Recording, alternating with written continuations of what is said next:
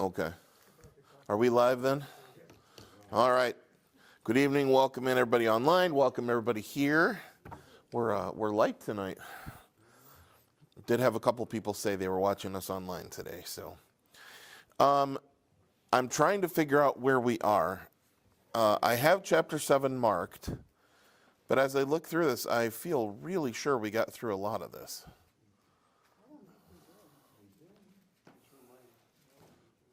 That's what you have is chapter 7? Okay.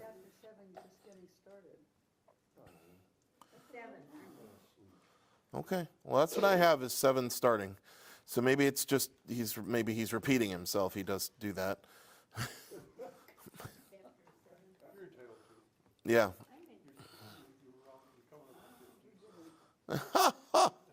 Thanks, Jim. Thank you. Coming up to 50. Come on. I got like a year and 5 months or something. All right, let's open in prayer. Oh, Father, thank you for your word, and thank you for the Apostle Paul and the letters that he wrote that help us to understand what you would have us believe. Open that word to us this evening and help us to see what you intend for us to see, and help us to see where even some of the stuff that doesn't seem to apply to our lives, help us to see where your word does, because we know that your word is timeless truth. In Jesus' name, amen. All right, well then, beginning in chapter 7, maybe I just want to get through all of this sexual marriage stuff. So let me start reading, and even if it's a repeat, it's a repeat. We just won't have to stop as much. Now concerning the matters about which you wrote. So they wrote to him. I know we talked about that, but it is good for a man not to have sexual relations with a woman. So that's what they wrote. But because of the temptation to sexual immorality, each man should have his own wife and each woman her own husband. I do remember saying, Paul has got to be writing this going, do I really have to say this? Anyway, the husband should give to his wife her conjugal rights, and likewise the wife to her husband. Anybody with a different translation have something other than conjugal?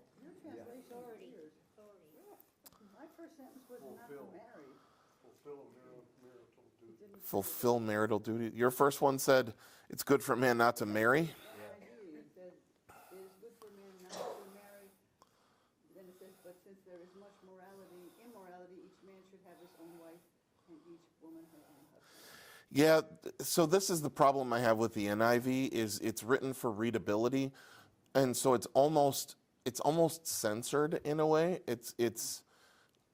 It's tamed down because they want it to be pretty and poetic.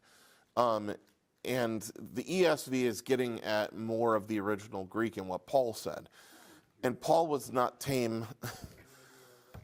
Paul was, in some cases, Paul was pretty graphic. So yeah, but it's still good to have that extra reading, so believe me, I have my problems with the ESV too, which is largely readability. It's not very readability. I just made that word up. But yeah, the NIV, it tames it down. The NIV is sort of the modern English version of the King James, where it's more focused on sounding nice than on what the Greek said. All right. So the husband should give to his wife her conjugal rights, and likewise the wife to her husband. I think we need verse 4 to understand 3. For the wife does not have authority over her own body, but the husband does. Likewise, the husband does not have authority over his own body, but the wife does. And then carrying on into 5, do not deprive one another, except perhaps by agreement for a limited time, that you may devote yourselves to prayer, so fasting from sex, but then come together again so that Satan may not tempt you because of your lack of self-control. So, I think I said this last time. This is clearly written by a guy who is not married. But what he's trying to say is that if I was going to explain this in premarital counseling, what I would say is don't use sex as a weapon. Don't say, well, I'm mad at you, so you're not getting any, or or whatever. Unless you do X for me, we're not going to have sex, or whatever. Don't use sex as a weapon. That's really what he's getting at. He's not talking about property. He's not talking about using each other. He is assuming a level of trust, vulnerability, and intimacy here, that this could easily be misused by someone to say, well, you belong to me, wife, so blah, blah, blah. But this is clearly mutual. He's clearly talking about mutuality here. Verse 6. Now, as a concession, not a command, I say this: I wish that all were as I myself am. But each has his own gift from God, one of one kind and one of another. So he's basically saying everybody would be a lot easier to deal with if you were just like me. There wouldn't be any people anymore. No, there definitely wouldn't be any people anymore. Also, I don't know about you, but I don't know that I'm any easier to deal with. A bunch of me would be any easier to deal with than other people. Whew. Okay, Paul. Verse 8. To the unmarried and the widows, I say that it is good for them to remain single as I am, but if they cannot exercise self-control, they should marry, for it is better to marry than to burn with passion. Again, this seems to be, so what we love to do in modern times is to read our own modern understandings of things into ancient times. So there are people today who would say, maybe Paul was gay, maybe Paul was non-binary, blah, blah, blah, blah, blah. But I do think there are people who are just asexual in the sense that he's just not interested in sex. That's not important to him. It's not a physical drive that he has. We all have our different temptations. We all have our different drives.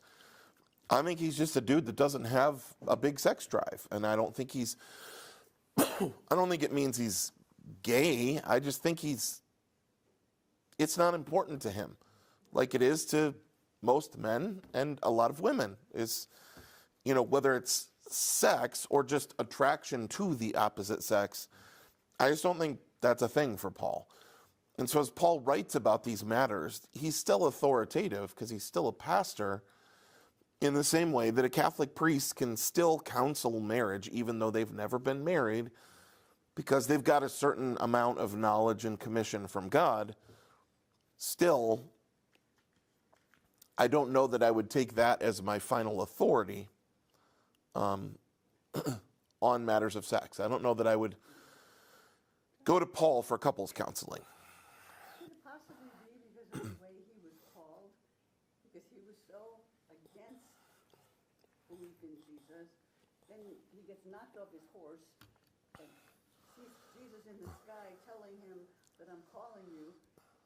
I would think that could be a big imprint on your life, that nothing else was important after that. I think we can probably very easily glean that if we literally saw Jesus and heard him speaking to us on the road, it would put things in perspective pretty quickly. But I also know, because he tells us, that he is tempted in many other ways. He sins in many other ways. So I don't think it's just that he is so singularly focused on Jesus that sin isn't a problem for him. I think it is sexual sin is not one that is particularly bothersome to him. Excuse me. What he says about relationships, they take up a lot of time. Yeah. Well, but because he does understand people. And, sexuality and marriage and all of this stuff is really important to the way we're designed as man and woman in Christ. I just think that this is not something that is, in the same way that I can talk to an alcoholic about addiction, but I can't talk with experience about the struggles of alcoholism.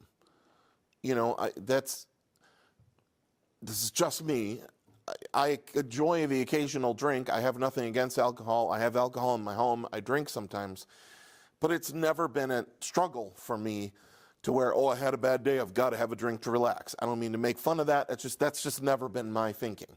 So I don't struggle with that. That doesn't make me better than someone who does, because I have plenty of my own struggles. I think that's just Paul is, this particular sin is not a struggle for him, but he has plenty of other struggles. Ron, were you going to say something? Yeah, I gotta be careful what I'm gonna say now, because you talk about sin. But anyway, I've got two guys in my Bible study who are golf nuts, Yeah. and I have no passion for it. Okay, so just, it's the way it is. Yeah. Excuse me. Keep coughing. My voice is. Well, that's actually a really good example. You bring up golf. I mean, my grandfather, my mom's dad, loved golf. Just was very passionate about golfing. Wanted me to love golf very badly so that he could golf with his grandson. I'm his only grandson. He has 3 granddaughters. It was a big deal to him. He taught me to golf. He took me golfing, but I just never had a love for it. And I'll never forget breaking his heart when we were at the driving range and I was driving the golf balls, and he said, "How you doing?" And I said, "I'm doing really well. I just imagined that the 400-yard sign is the wall and I'm trying to hit home runs." That's not what we're here for. This isn't baseball. But golf was not something so I know that there are lots of men out there that, there's a pastor I know that loves golf so much that golf is the go-to illustration in almost every sermon. Well, there are people in your congregation that don't golf, and maybe they'd like to hear a different illustration once in a while. So we all have things we struggle with, but that doesn't mean, golf in itself is not bad, but it could certainly be bad for someone,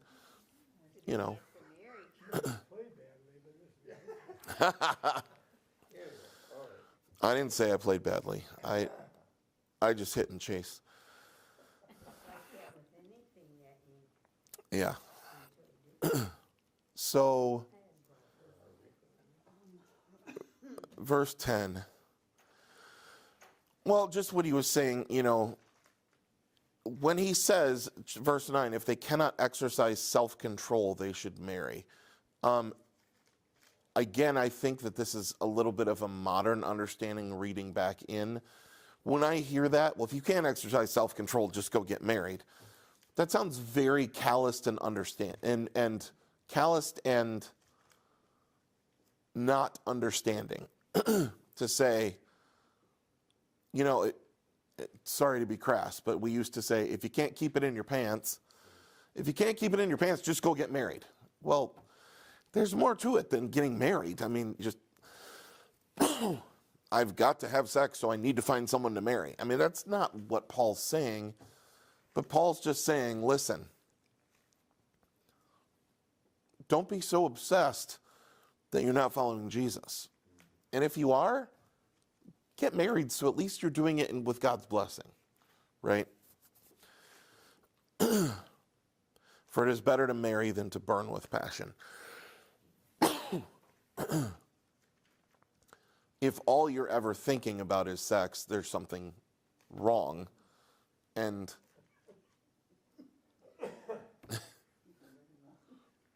we'll move on. Verse 10. To the married, I give this charge. Not I, but the Lord. Remember, he's going back and forth between what he advises and what God says. The wife should not separate from her husband, but if she does, she should remain unmarried or else be reconciled to her husband, and the husband should not divorce his wife. Now, we're talking about a situation where the woman had no right to divorce her husband. That's why the separate here. But he's saying the same thing. Excuse me, man. No, it's just my voice is worn out. I've been talking all day. To the rest I say, I, not the Lord, So that was from God. This is from him. That if any brother has a wife who is an unbeliever and she consents to live with him, he should not divorce her. If any woman has a husband who is an unbeliever and he consents to live with her, she should not divorce him. I know we did this. For the unbelieving husband is made holy because of his wife, and the unbelieving wife is made holy because of her husband. Otherwise your children would be unclean, but as it is, they are holy. But if the unbelieving partner separates, let it be so. In such cases, the brother or sister is not enslaved. God has called you to peace. For how do you know, wife, whether you will save your husband? Or how do you know, husband, whether you will save your wife? So, obviously, this is matters that they're writing to him with these specific questions because these are issues in their church. Well, we've got people in our church who are married to unbelievers, and we've got people who want to marry unbelievers. What do we tell them? And he's saying, if you're already married to an unbeliever, stay married. But if you're just engaged, maybe you should consider breaking it off, because you might be the one turned away rather than them turning to Christ. But if you're married to an unbeliever and that unbeliever leaves you, then let it go. Take that as a sign from God. But again, important to know he's saying this is me, not God.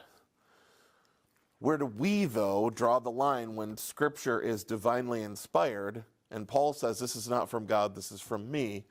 But we know God divinely inspired him to write that. I think what we do is we say, okay, this is authoritative, this is less authoritative, but still authoritative. And the way that we make that difference is what we like is authoritative. No, not at all. This is where we want to go back. If it calls back to what we call natural law, the way God created us, it's God-given and it's universal. So, man and woman, marriage for life, sex only in marriage between a man and a woman. This is natural law. Homosexuality is a violation of natural law. Multiple marriages, a violation of natural law. Promiscuity, violation of natural law. Being married and refusing to have sex, violation of natural law. These are universal. These principles don't change even if our culture says they do. Still have to figure out how to be loving to these people, but God's law is law. Where it's not natural law, where it's cultural law, that's where we have to ask, what's the principle behind this? So this is where we see, when he says a woman should not separate from her husband, a man should not divorce his wife. Well, that's fine. I guess that means that the wife can divorce the husband. No, there's a natural law principle here and a cultural law wording. And we don't have an example of this yet, but I think we will, where he's talking about women shouldn't cut off their hair. We've used this example before. That's cultural. That's not natural law.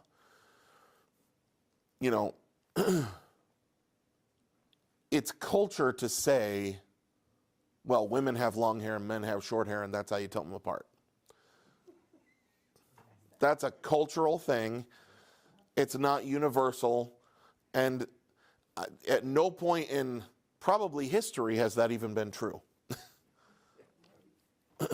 So, and yet, you'll still hear that. My son Ethan has long hair. And I was talking to my mom, and she says, how's he like his job? Oh, he loves his job. I can't believe they haven't made him cut his hair. I said, Mom, you can't even do that anymore. That's discrimination to say a man's got to cut his hair. It's like, but, the women have short hair that he works with, and the guys have long hair. Like, that's just, those things change and ebb and flow all the time. Anyway, 17. Only so this is a weird way to start a sentence. You wouldn't start a sentence this way in English, but he's saying a better way to say this would be just. Just let each person lead the life that the Lord has assigned to him or her and to which God has called him. This is my rule in all the churches. Be who God has called you to be. Was anyone at the time of his call already circumcised? Let him not seek to remove the marks of circumcision. Was anyone at the time of his call uncircumcised? Let him not seek circumcision. For neither circumcision counts for anything nor uncircumcision, but keeping the commandments of God. Each one should remain in the condition in which he was called. Were you a bondservant when called? Do not be concerned about it. But if you can gain your freedom, avail yourself of the opportunity. For he who is called in the Lord, does anybody have a cough drop? Maybe that will help. Hold on. Sorry, and thank you. Perfect. No, that's all right. He got me a Ricola. Ricola. Thank you, though. All right.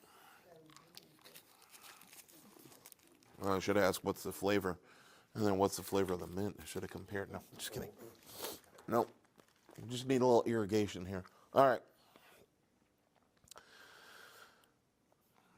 For he who was called in the Lord as a bondservant is a freedman of the Lord.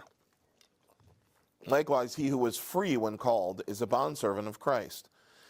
You were bought with a price. Do not become bondservants of men. So, brothers, in whatever condition each was called, let him remain with God. So this gets back to the idea that there are more important things than your station and situation in life, right? And that's your overarching point here is, I haven't said this in a while, but the old school philosophy of church membership, and when I say old school, I'm going to say like probably the last at least 60 years. Can you turn your volume down? I think your volume's up, Elaine. Your volume, I think your volume is up. Can you turn it down?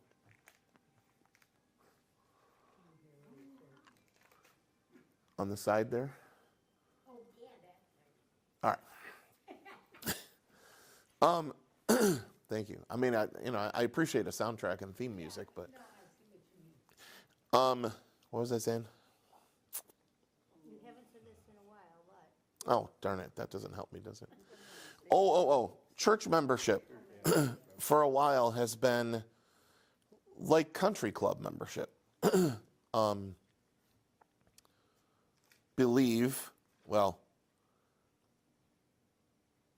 behave, belong. Or behave, believe, belong. If you act right and believe what we believe, then you can belong here. But that's not the biblical model. That's the sinful model.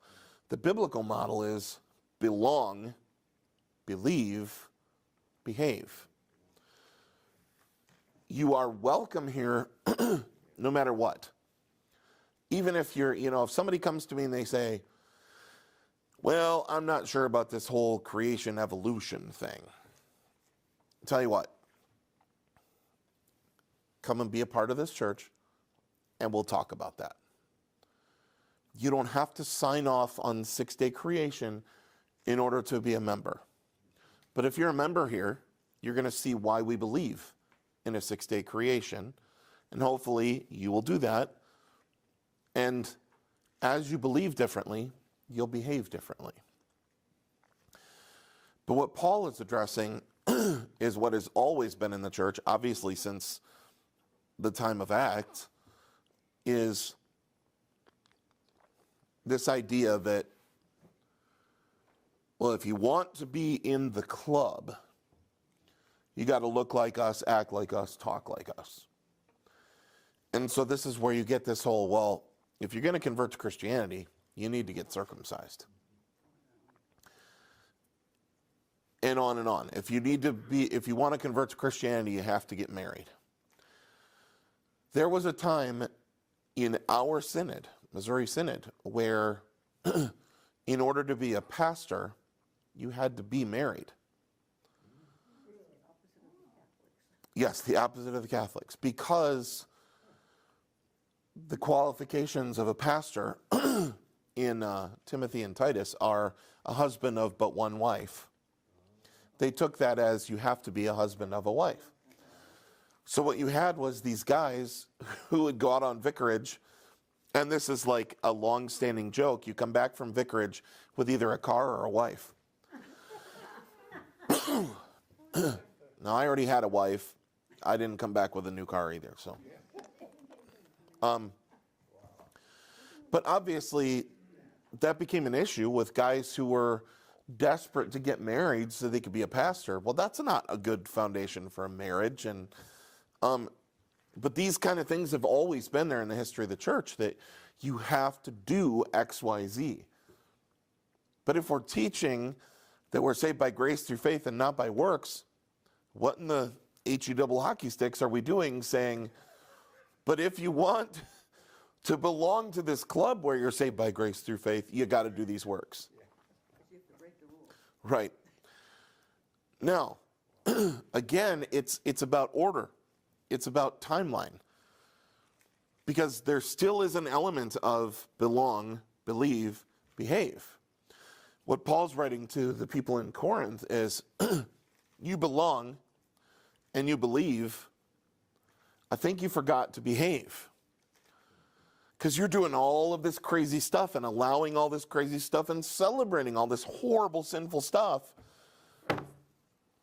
You're not infants with the spiritual milk. You're supposed to be growing. You're supposed to be better today than you were yesterday. That's why I like that phrase, come as you are, but don't stay that way. You come as you are, but you're not going to stay that way. And if you think you're going to stay that way, you're wrong. You're either going to leave or you're going to find that you've grown. Now,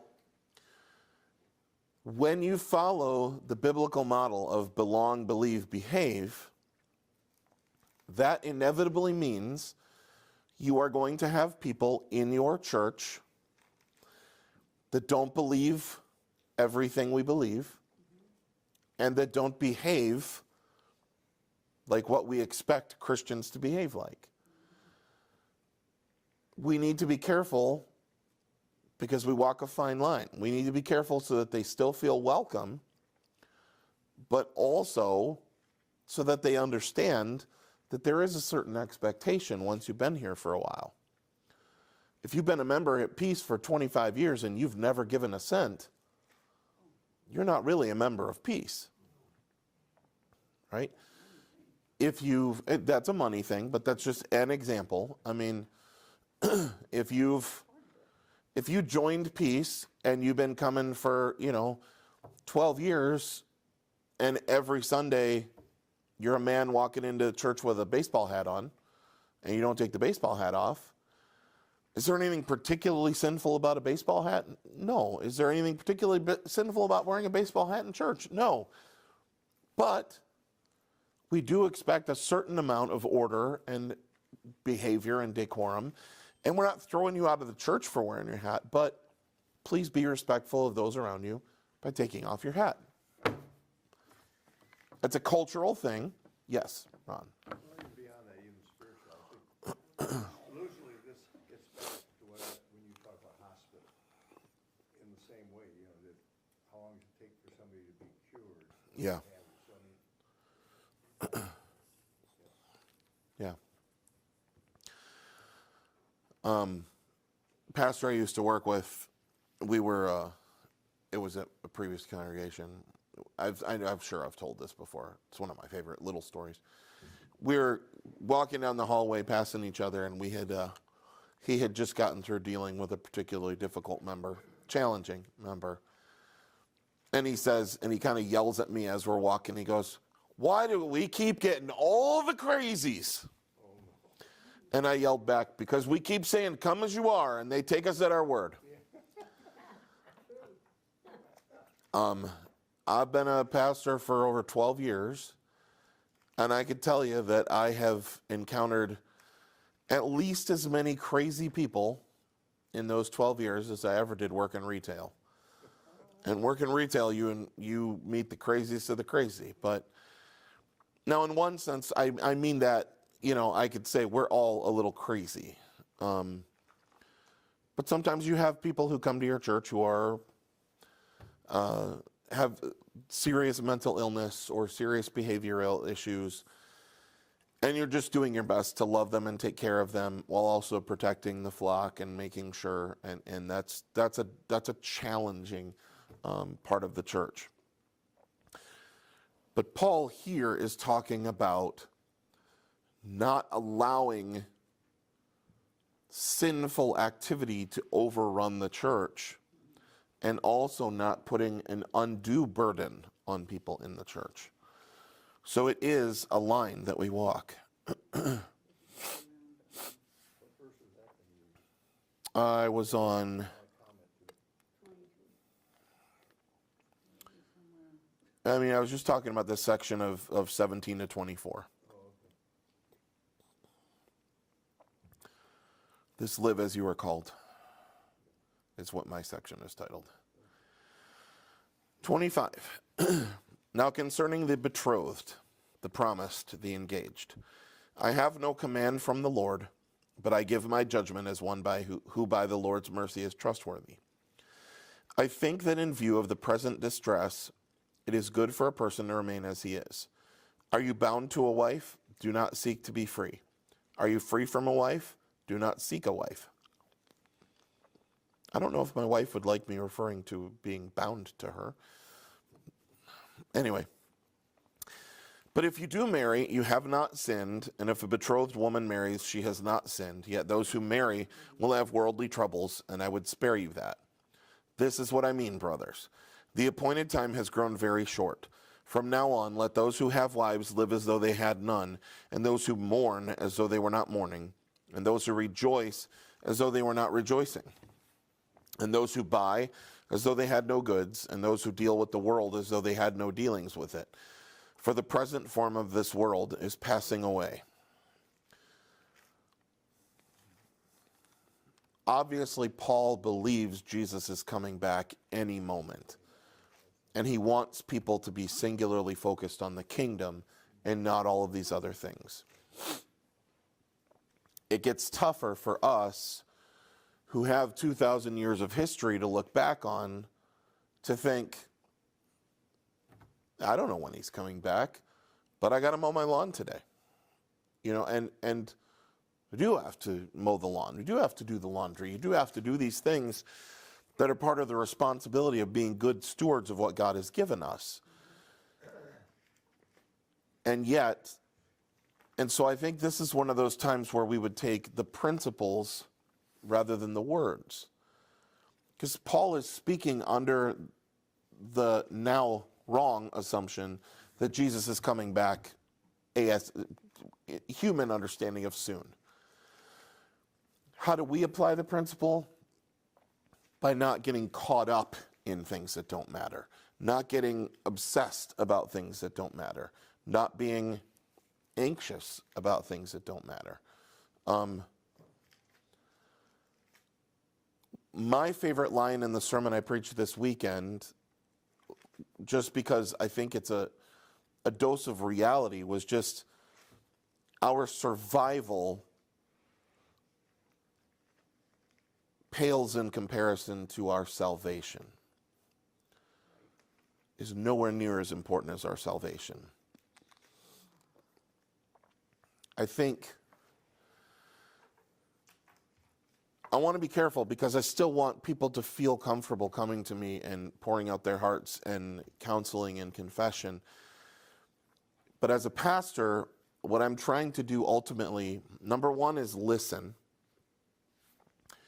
And number two is help give perspective. Because when someone comes to me and says, oh, everything in my life is horrible, it's all terrible, God doesn't love me, I can't see God, I can't feel God. What I want to do in that moment is first listen, second acknowledge that, yeah, this stuff does stink. This is really awful and I'm really sorry. And thirdly, give a little perspective. Like, But what God has given you is a promise that this is all going to be nothing in the long run. Now, he's also promised he's going to be with you here today. And these troubles will pass. But our hope is not in life getting better. Our hope is in the resurrection. And to do that in a way that is still loving without going, get over it, which I would never do. But that can be a challenge to someone who is legitimately mired in, thing after thing after thing after thing after thing.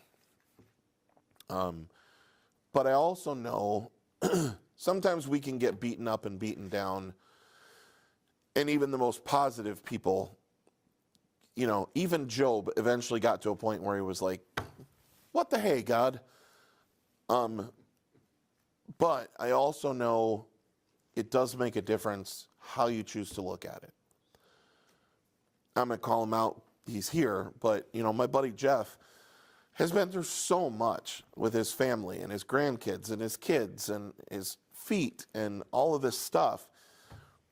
And I know, because he's my brother, he's my friend, how hard it is for him on the inside. But at the same time, you meet Jeff, you ask him how he's doing, he's going to make a joke.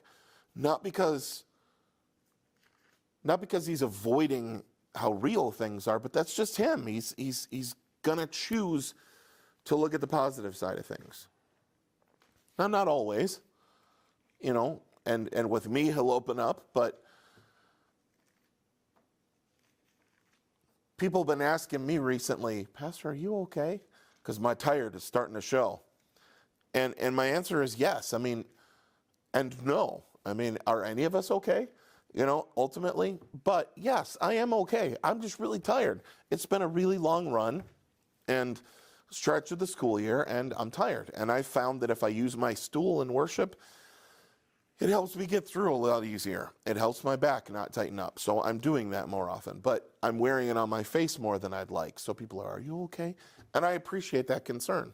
I really do. But I also don't need to pour my heart out to every single person that asks either, But I'm not lying by saying, yeah, I'm doing okay. I'm just tired. That's the truth. I'm just trying to say, again, like I try to say, we don't have to be optimists. We don't have to put the silver lining on every single thing. But we also shouldn't be pessimists. Try and be a realist as much as possible. Yeah, I'm not doing great, but I'll survive. Or, if you're really interested, let's go to lunch and I'll tell you about it. or if you got an hour, sit down, or whatever. But whatever that is that helps you.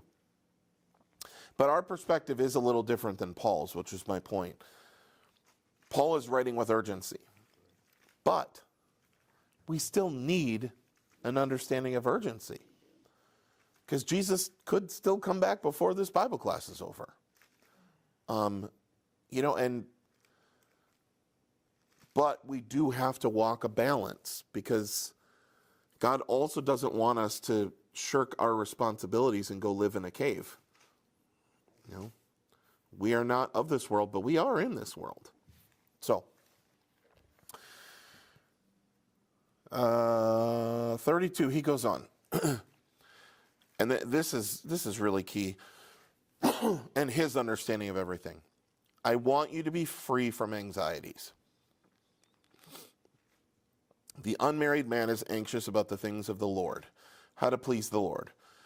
But the married man is anxious about worldly things, how to please his wife, and his interests are divided. And the unmarried or betrothed woman is anxious about the things of the Lord, how to be holy in body and spirit. But the married woman is anxious about worldly things, how to please her husband. I say this for your own benefit, not to lay any restraint upon you, but to promote good order and to secure your undivided devotion to the Lord. Nancy, do you have something? That's the part I was talking about earlier, that I thought was part of this whole thing. Yeah, Being married does take time, effort, and commitment. And it does. if you're going to just devote yourself to the Lord and say, okay, this is not important to me, I will just Yeah.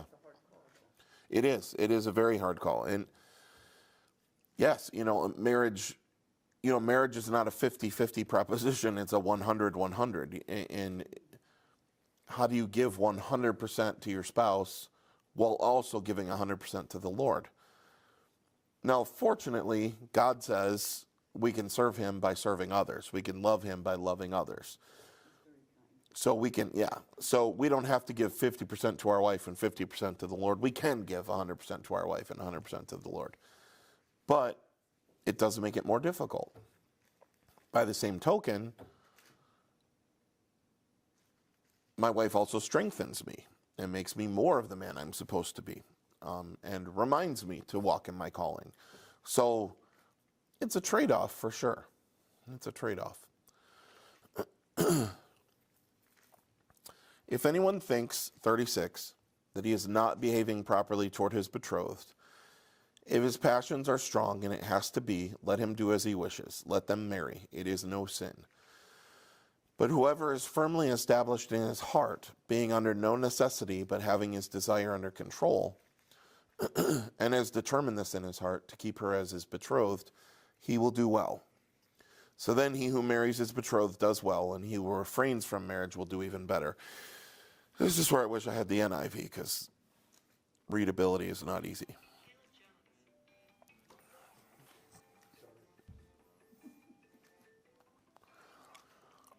"39.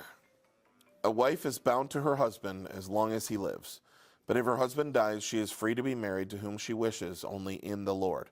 Yet in my judgment, she is happier if she remains as she is, and I think that I too have the Spirit of God." Okay. Now we're through the marriage stuff, perhaps for the second time. Now we get to food offered to idols. Chapter 8. Any questions, though? Okay.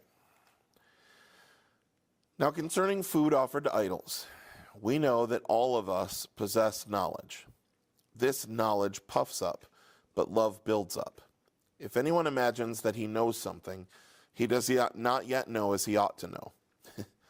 But if anyone loves God, he is known by God. Therefore, as to the eating of food offered to idols, we know that an idol has no real existence, and that there is no God but one.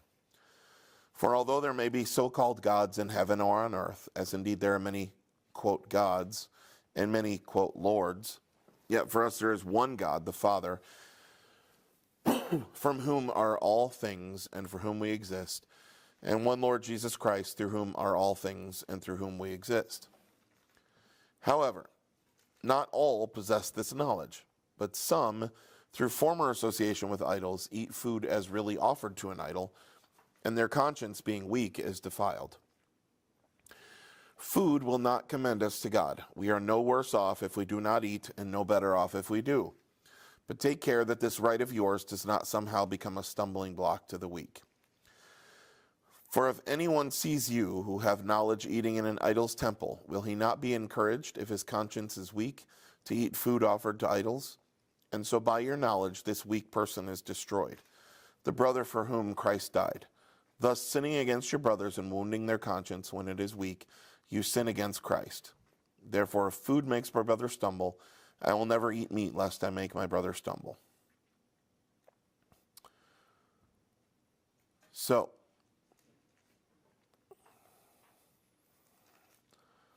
I still feel like we've been through all this. Yes, Ron? Back, just this whole topic, let me understand something. So Yep. it's one thing to talk about eating food that was sacrificed to idols, but was there something in that religion that drew them to want to eat that kind of food? That's a, you know what I'm saying? Yeah, so that's a very good question. Why are we even dealing with this question? Why are they eating? Why are they even having access to food that is sacrificed to idols? And I don't know enough about the culture in that day to answer that question. My only guess would be, I have two guesses. One would be perhaps the food sacrificed to idols would be available in the marketplace, maybe discounted or something like that. Or two, if you are eating with family or neighbors or friends who are not believers, who are eating food that was sacrificed to a false god, is it okay to eat dinner with them? Or I wonder too, like, I don't know if that was even in the Jewish situation, the priest had it where or poverty caused, okay, we sacrifice, but we still don't have anything else to eat, so we're gonna eat that. Yeah.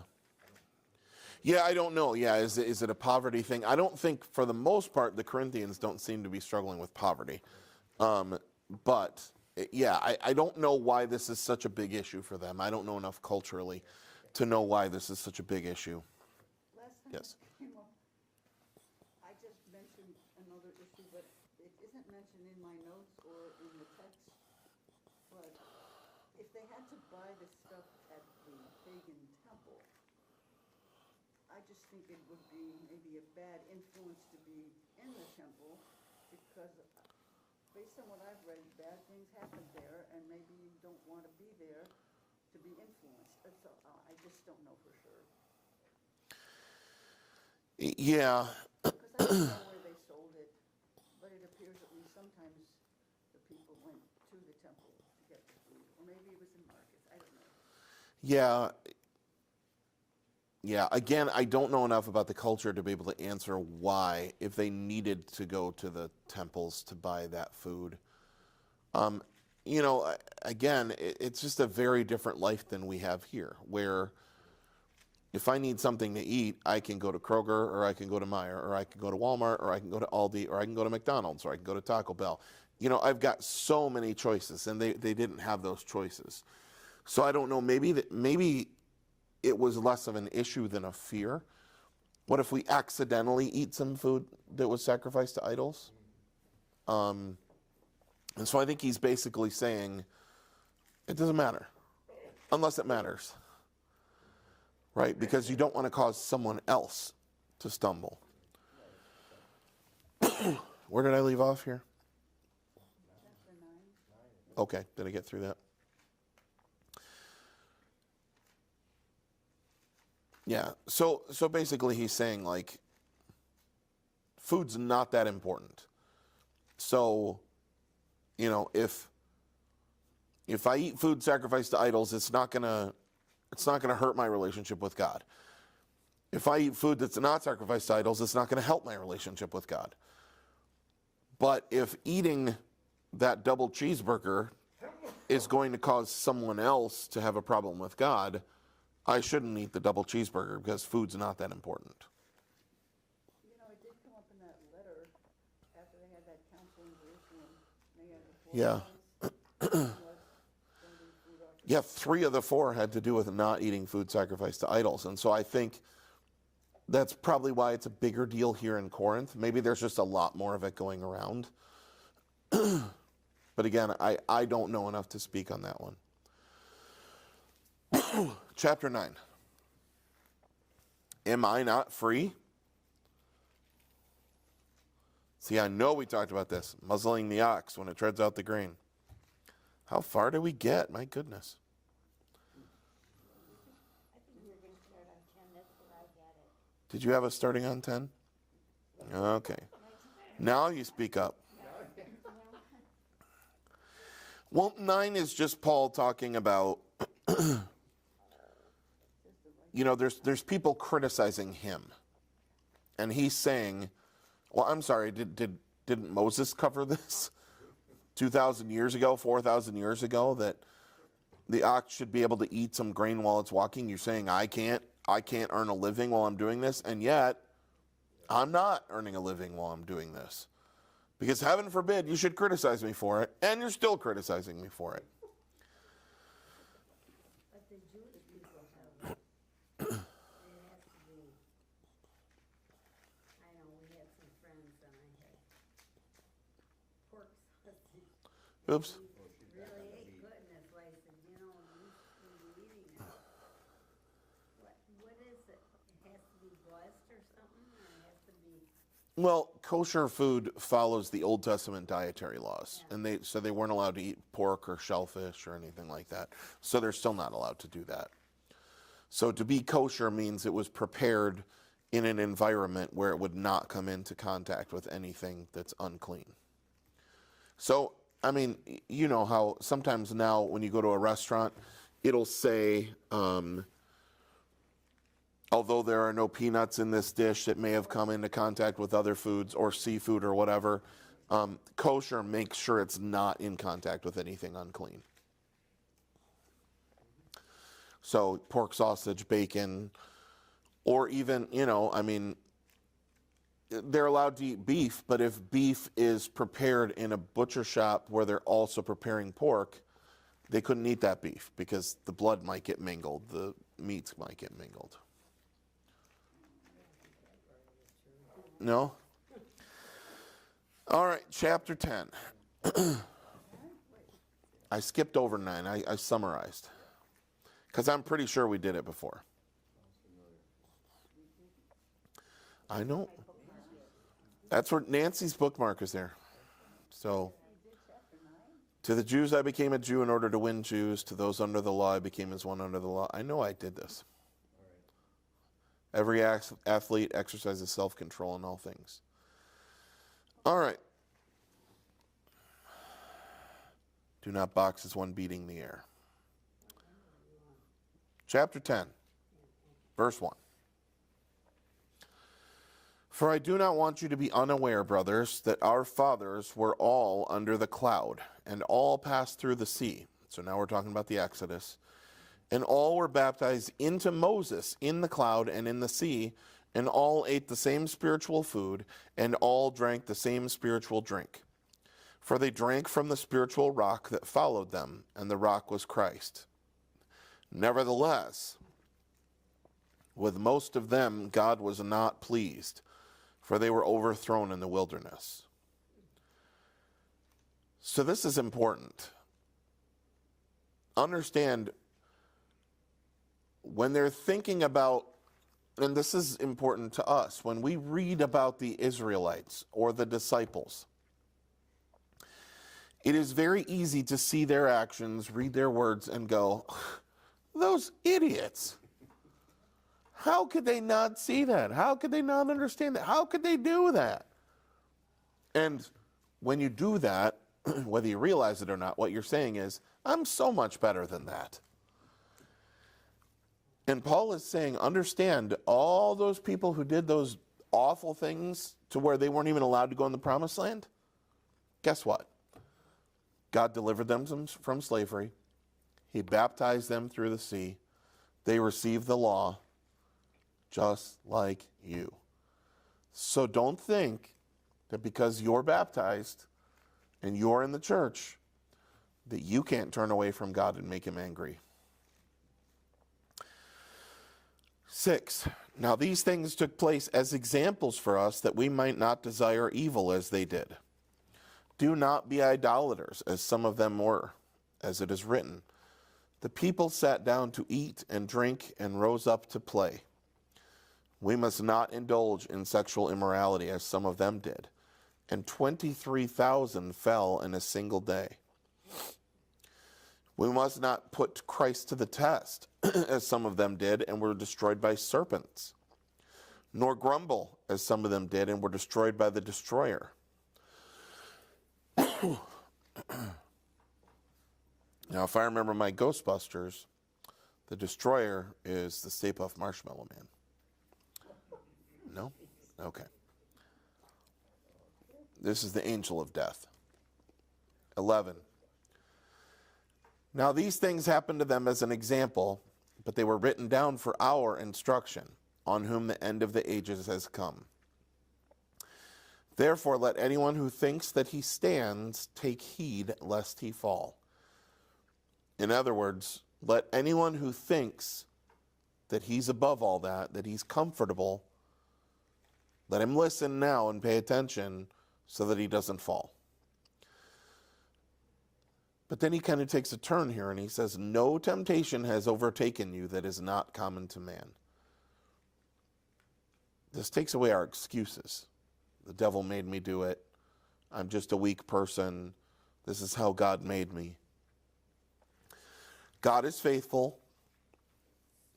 Here is probably the most taken out of context verse in the whole Bible, other than money is the root of all evil. He will not let you be tempted beyond your ability. Does not say God won't give us more than we can handle. He says he will not let us be tempted beyond our ability. But with the temptation, he will also provide the way of escape that you may be able to endure it. So what does that mean exactly? So that means no matter how enticing the sin is that comes, there is always a way out. Which we are weak, and thank God we are forgiven when we fail. But this is meant as both you don't have any excuse, and also be encouraged. Because God knows how much you struggle, and he will give you a way out.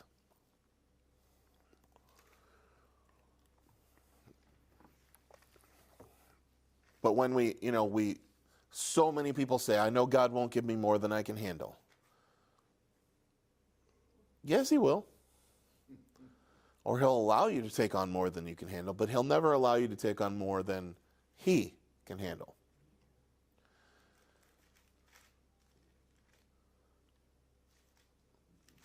"14. Therefore, my beloved, flee from idolatry." Don't mess around with it. "I speak as to sensible people." I'm talking to you because I know how smart you are. "Judge for yourselves what I say. The cup of blessing that we bless, is it not a participation in the blood of Christ?" This is communion. "The bread that we break, is it not a participation in the body of Christ? Because there is one bread, we who are many are one body, for we all partake of the one bread. Consider the people of Israel. Are not those who eat the sacrifices participants in the altar? What do I imply then? That food offered to idols is anything, or that an idol is anything?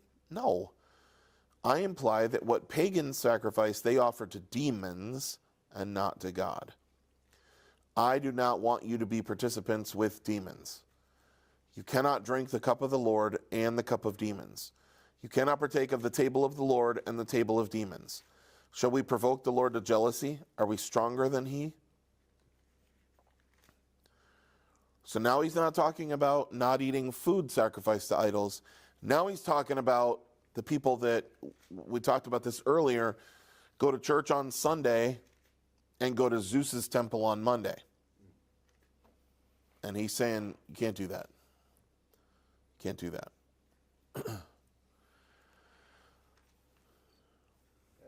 Yes, Can I go back to verse 16 through please do. 16, 17? This speaks again, apart from Jesus' words, about the elements and body and blood.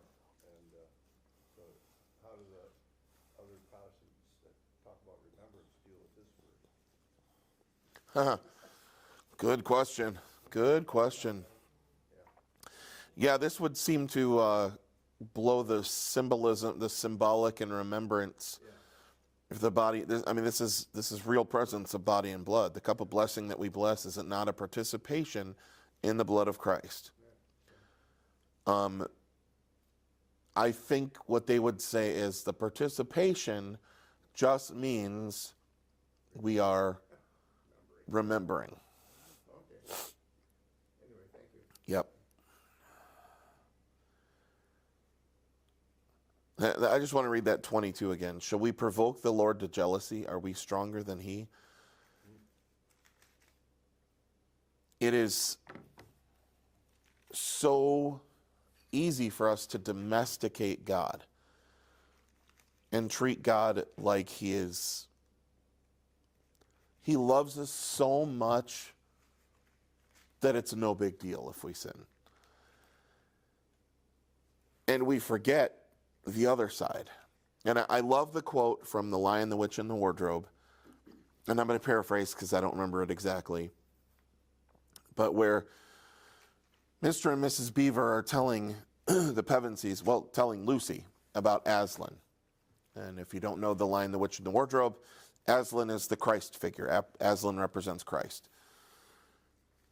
And she's telling her, Lucy, about Aslan, the great lion. And Lucy is scared because it's a lion. And she's like, yeah, but Aslan is so wonderful. And Lucy says, oh, good. But is he safe? Or is he quite safe then? And Mrs. Beaver just kind of stops in her tracks and goes, safe?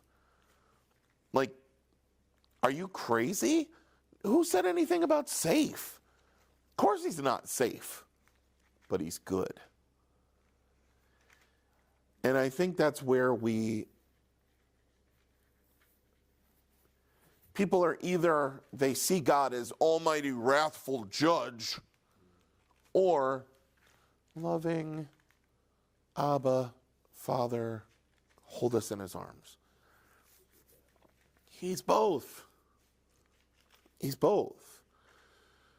Now, we don't have to face this part of God, I should say, because of Jesus placing him in this God's arms, but they're still the same God. And if we take this for granted,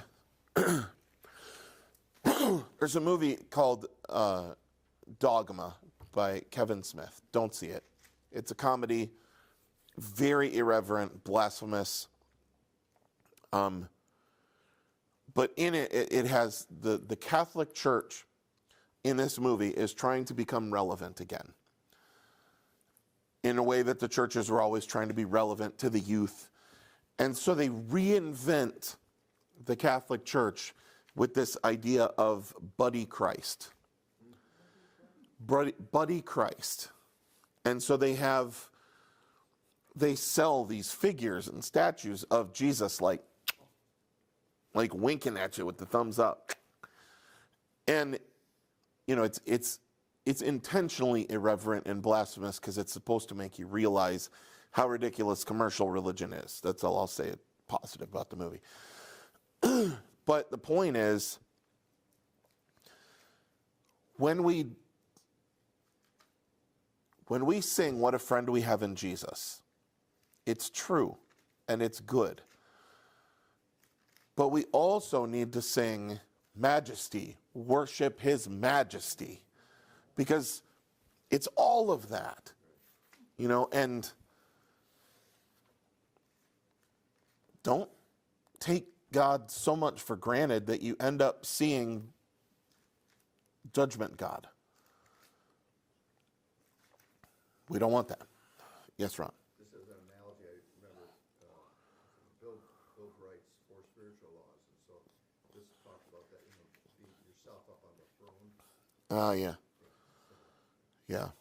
Yeah, and putting ourselves on the throne. I mean, that's the root of all sin is pride. I mean, it's that hubris, that excessive pride, that putting ourselves in the place of God. And yeah, yes, Nancy. I appreciate those 2 points you made there. To me, it's more, I think more in the middle, when in my prayers, thinking how Jesus could ever have given up so much for us. I mean, that's the part that Christ that puts me in line when I think the cost, because I can't imagine. Yeah. He could do all that for us. Yeah, I agree with that. I mean, remember, just thinking about the costs that Jesus paid for us, I mean, that's absolutely helps put it into perspective, unless that then leads you to feeling bad all the time for putting Jesus in that place. Or as some Christians have said, well, I don't think that that's fair, therefore it must not be true. And there have been some prominent Christian pastors and musicians who have basically left the Orthodox faith because they've rejected the vicarious atonement that Christ paid for our sins, because that's just mean.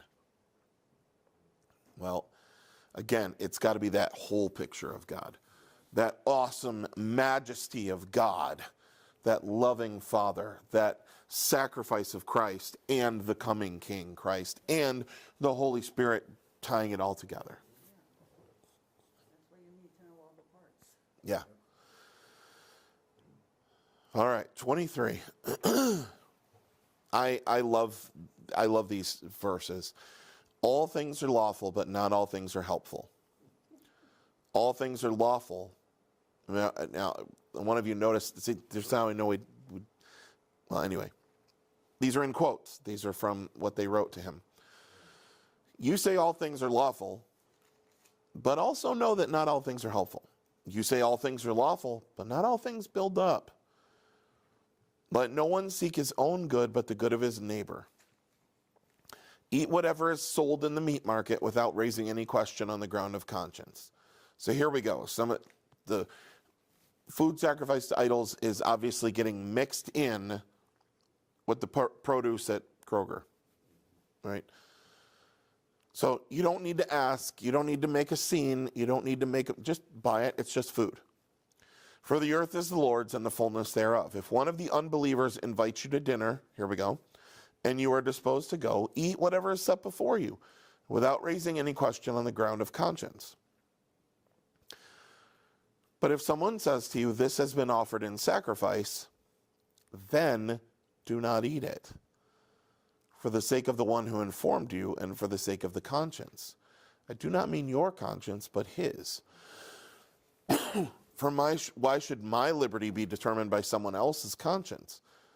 If I partake with thankfulness, why am I denounced because of that for which I give thanks? So, if you go over to somebody's house, you know that they're Buddhist, they invite you over, they put the meal out in front of you, don't sit there and go, was this sacrifice to Buddha? That would be rude, unnecessary, because who cares? But if they say, my friends, we just want you to know that all of this food was sacrificed to Buddha, and now he wants to share with us this bounty. That's when you have to say, you know what, I really appreciate that, but I can't participate because I don't believe in the Buddha, and I don't accept that. And so thank you for inviting us over, but I'm sorry, we can't take this. And there's a difference there, right? Not because the food is suddenly bad for you, but because you would be telling that person, oh, great, this is Buddha food. I love Buddha food. And we don't want to send that message that as Christians, we're just cool with Buddha. So whether you eat or drink or whatever you do all to the glory of God. Give no offense to Jews or to Greeks or to the church of God, just as I try to please everyone in everything I do, not seeking my own advantage, but that of many, that they may be saved. Be imitators of me as I am of Christ.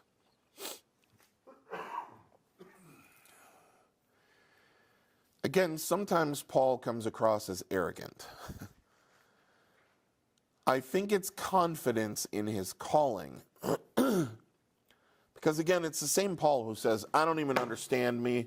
I don't do the good that I want to do, the bad that I won't do. But when he says, be imitators of me as I am of Christ, he's not saying, be like me because I'm like Jesus. What he's saying is, where I am like Christ, be like that. Follow my example. So there's a difference again there. Don't be like me because I'm perfect. But when I get it right, be like that.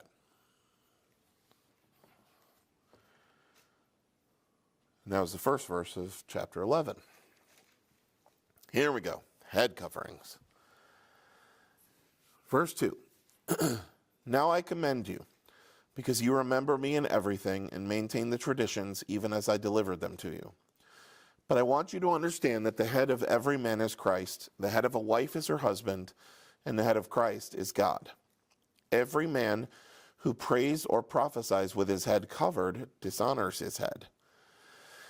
But every wife who prays or prophesies with her head uncovered dishonors her head, since it is the same as if her head were shaven. For if a wife will not cover her head, then she should cut her hair short. But since it is disgraceful for a wife to cut off her hair, or shave her head, let her cover her head. For a man ought not to cover his head, since he is the image and glory of God, but woman is the glory of man. Huh? For man was not made from woman, but woman from man. Neither was man created for woman, but woman for man. This is why a wife ought to have a symbol of authority on her head because of the angels. Paul, you're kind of losing us. Nevertheless, in the Lord, woman is not independent of man, nor man of woman. For as woman was made from man, so man is now born of woman. And all things are from God.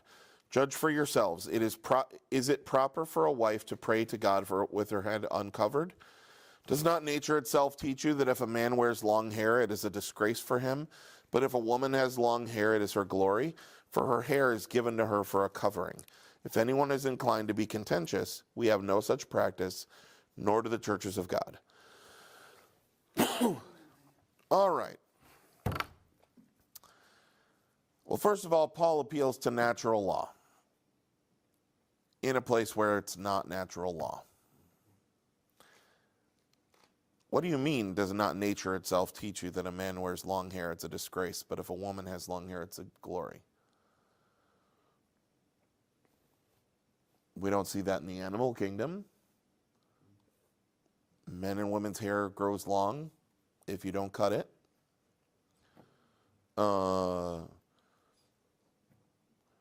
Maybe less frequent, but there are women who have alopecia who go bald and thinning, just like men.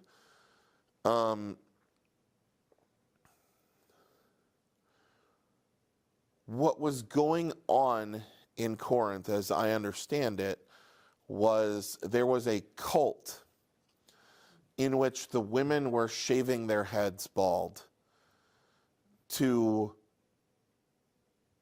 exemplify androgyny.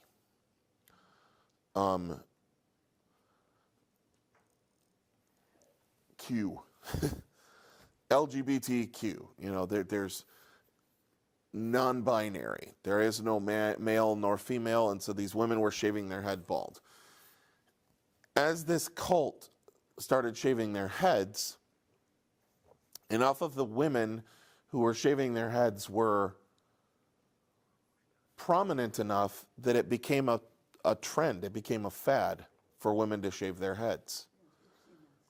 Yeah. This is, like, are we talking about Corinth or are we talking about today? So Paul is responding to the women in Corinth who are shaving their heads and then not covering their heads and prophesying in church. Paul is trying to restore order. And he's appealing to natural law to do this. But we always have to ask, what is Paul's motivation here? What is the context and what point is he trying to get across?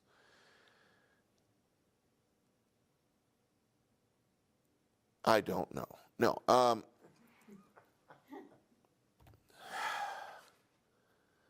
I don't know what he means when he says a wife ought to have a symbol of authority on her head because of the angels.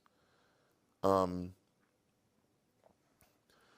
it says, man is the image and glory of God, but woman is the glory of man.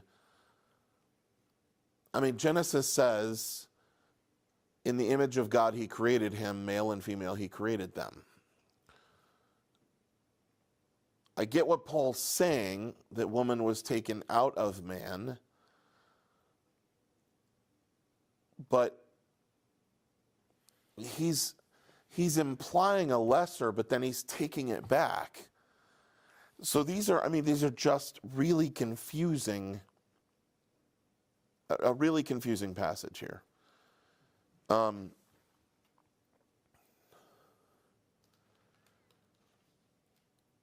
Because it also confuses headship and authority. Headship is about responsibility far less than it is about authority. There is authority in it, but the authority is not power, it's responsibility.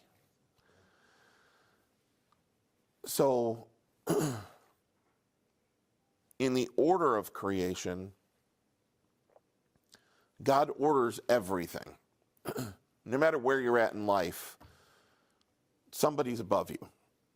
Whether it's a parent, a teacher, a boss, a government, God, there's always someone in authority above you. And God orders that authority. And he says in marriage, the husband is the head of the wife. That headship is a responsibility. But now he's bringing this into this head covering thing. And he's saying that if a man covers his head, it's dishonor. And if a woman uncovers her head, it's a dishonor. And I don't see how this then applies to us in modern times. Yes. Footnote, and it seems, I'm a little confused too, even with the heady propriety in worship. Why do they feel that he's just talking about worship as opposed to all these relationships in everyday life? I don't know, I guess. Because the title says priority. Yeah. He only talks about the praise or prophesies, but Yeah. it seems a stretch to me that we're limiting it to worship.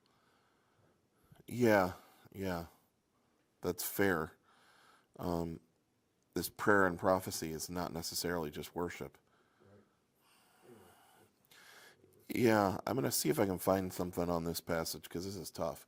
We got about 10 minutes left. Let's see what I can find here. Yeah, right?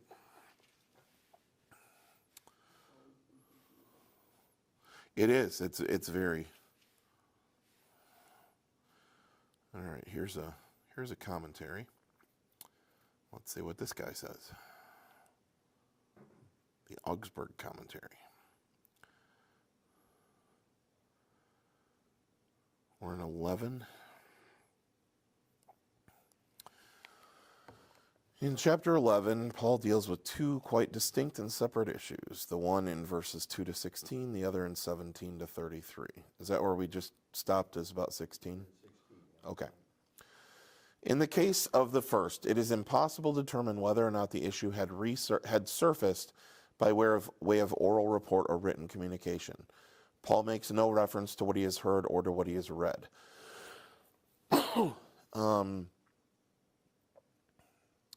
Paul has... this is not helpful. The argument in 2 to 16 makes no reference to a word of the Lord calculated to settle the matter. The traditions to which Paul refers in verse 2, and for the retention of which he commends the Corinthians, are not immediately identifiable with what he, quote, received from the Lord in verse 23 later. They could refer to Paul's own counsels as distinct from or together with a command of the Lord. The qualification which Paul appends to his argument in 11 and 12 argues for that. The curious position of verse 2, Paul may have intended to serve as an introduction, verse 2, not to this section, but the entire discussion of worship. I'm in a commentary, Joanne. I'm just trying to read. This isn't helpful either. They must not know.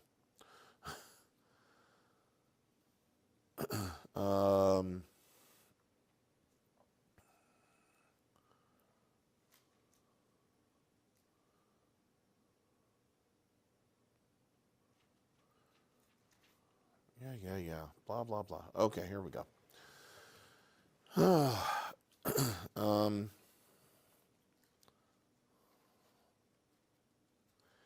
The behavior described, the woman's praying and prophesying with uncovered heads, can only pertain to the gathering of the community, which means the church. Worship. To restrict Paul's injunction to women's behavior in their own homes would be absurd. The activities described are clearly of a public character. Um,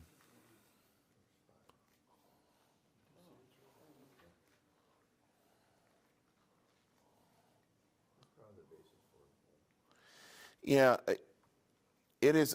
They point out how weird it is that he says the head of every man is Christ, the head of a woman is the man, and the head of Christ is God. It's out of order. I noticed that.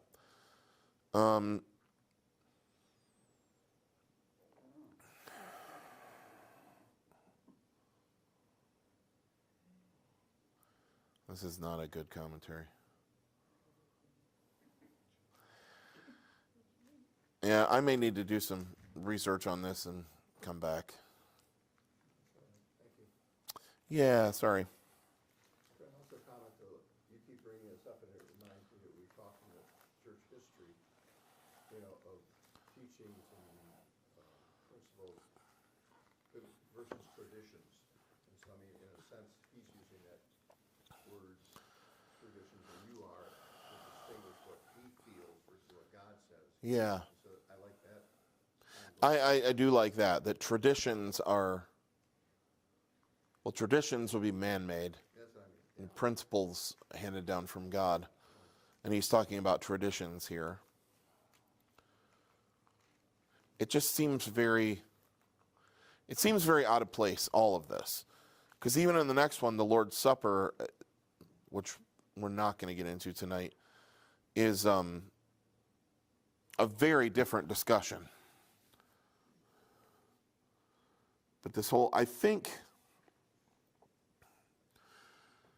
I will do some research on this, but I think what we can do with this first part, this 1 to 16 or 2 to 16, is the fact that, because Paul is going to get into this, so this is starting a conversation on worship, and he's going to talk about order. And so, the Corinthians have got, we're going to talk about the Lord's Supper, where they're serving the Lord's Supper, but the rich people are going to the table first and the poor people aren't getting any.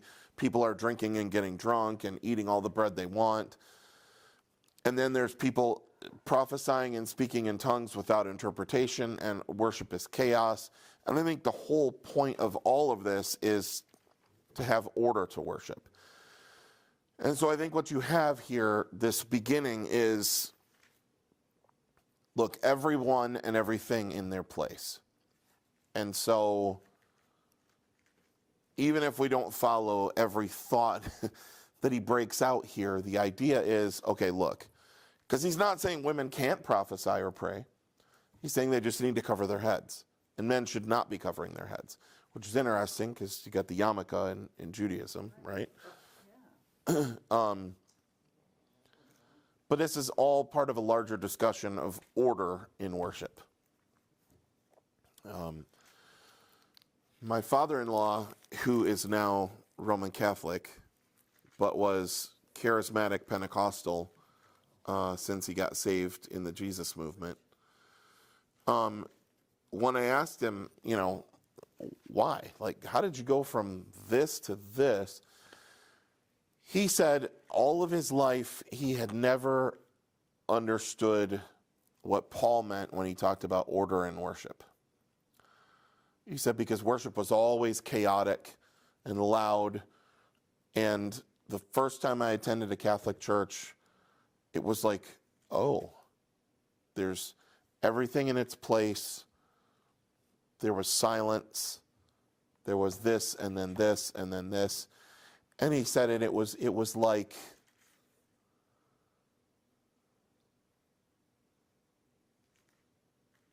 hitting the mute button. Or, well, a lot of us had Thanksgiving with family. You have all that loudness and chaos if you had a big Thanksgiving with nieces and nephews or grandkids or whatever. And it can get a little overwhelming. But then you hit that point in the night where the kids are getting put to bed and stuff like that, and there's and that's how he described it. And I think what Paul is doing here is he's talking about exactly that. Like, your worship is so chaotic that if a new person came to church, they wouldn't want anything to do with Jesus. So this has got to stop. And so I think this is the first in a series of things. Ron. There's just a couple, I mean, without getting this too crazy, in the previous verse in 31, again, do it all for the glory of God. So if we continue to ask, well, consider what worship is focusing on God, Yeah. ourselves, and the so is it a focus or is there a distraction? So it's kind of Yeah. some of that maybe too. Yeah. I mean, I definitely think that. I mean, they're getting everything skewed and confused. And he's trying to put things back in order. Remember, this is all about God and Jesus. And then everything flows from that. Anything else? Now you're really worn out. Yeah. This was fun. This is fun. I love this. So, unfortunately, this is our last time meeting until January 10th, I believe it is. What's that? I haven't checked the calendar. Okay. Misty asked me today if it was until the 10th, so I'm going to trust her that that's right. But watch your Peace Connections, because I'll throw it in there. But yeah, with Advent services. Will you still be off on the 3rd? That's the point too. Yes, yeah. I will be on vacation the 2 weeks after Christmas. I'll be hibernating. What's that? Yes, the 10th. The 10th is our first week back. Do you know what you're going to do once the congregation study goes? Are you going to discuss that this time, or you go through? You've got. Yeah, we'll figure that one out.